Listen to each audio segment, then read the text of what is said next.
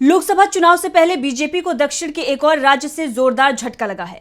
BJP के एक बड़े सहयोगी दल ने बीजेपी के लिए दरवाजे बंद कर दिए हैं और साफ कर दिया है कि बीजेपी चाहे फिर भी हम बीजेपी के साथ नहीं जाना चाहेंगे, जिससे यह माना जा रहा है कि बीजेपी को दक्षिण में चुनाव से पहले एक और झटका लगा है। तो कौन सा है वो राज्य जहां बीजेपी के लिए बंद हुए हैं दरवाजे, देखते हैं इस रिपोर्ट में। लोकसभा चुनाव के नजदीक आने के साथ ही सियासी हलचल तेज हो गई है और समीकरण बदलने लगे हैं।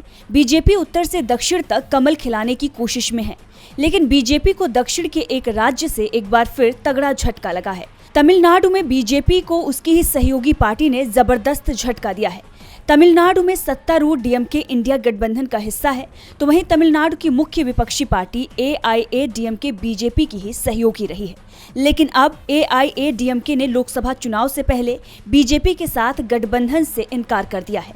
अन्ना द्रमुक ने बुधवार को कहा कि उसने पहले ही बीजेपी के लिए अपने दरवाजे बंद कर दिए हैं, जबकि केंद्रीय गृह मंत्री अमित शाह ने कहा था कि बीजेपी के दरवाजे अन्ना द्रमुक के लिए खुले हैं। शाह की इस टिप्पणी पर अन्ना द्रमुक के संगठन सचिव डी जयकुमार ने कहा कि अमित शाह ने कहा है कि उनकी पार्टी के दरवाजे अन्ना द्रमुक के लिए खुले हैं। जहां तक हमारी पार्टी के रुख की बात है, बीजेपी एक समय सहयोगी पार्टी थी, अब ये एक ऐसी पार्टी है जिसका हम खुलकर विरोध करते हैं।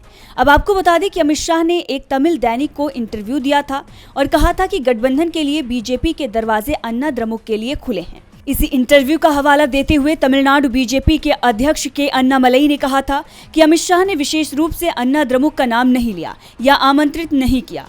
डी जयकुमार ने अन्नामलई का नाम लिए बिना आरोप लगाया कि द्रविड़ दिग्गज सीएन अन्नादुरई और अन्ना द्रमुक की पूर्व प्रमुख दिवंगत जयललिता का उन्होंने अनादर किया। उन्होंने कहा कि इतने बड़े नेताओं के खिलाफ अन्नामलई की आलोचना जारी रही है, बावजूद इसके कि उनकी पार्टी ने इसकी कड़ी निंदा की थी। जयकुमार ने कहा कि हम बीजेपी को कैसे स्वीकार कर सकते हैं। पार्टी कार्यकर्ता और लोग बीजेपी के साथ हाथ मिलाने के खिलाफ हैं। जब हमने बीजेपी से अपना नाता तोड़ा था तो पार्टी कार्यकर्ताओं ने राज्य भर में पटाखे फोड़े थे। ये हमारे कार्यकर्ताओं की भावनाओं को दर्शाता है कि वो बीजेपी के साथ कोई गठबंधन नहीं चाहते।